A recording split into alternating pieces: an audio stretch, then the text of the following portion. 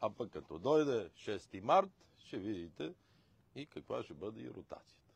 Спряга се вашето име от много места за министър-председател. По принцип България си имаше добър министър-председател, но сега в тази ситуация по-добре е да се съсредоточим за работа с партиите, с хората, с структурите.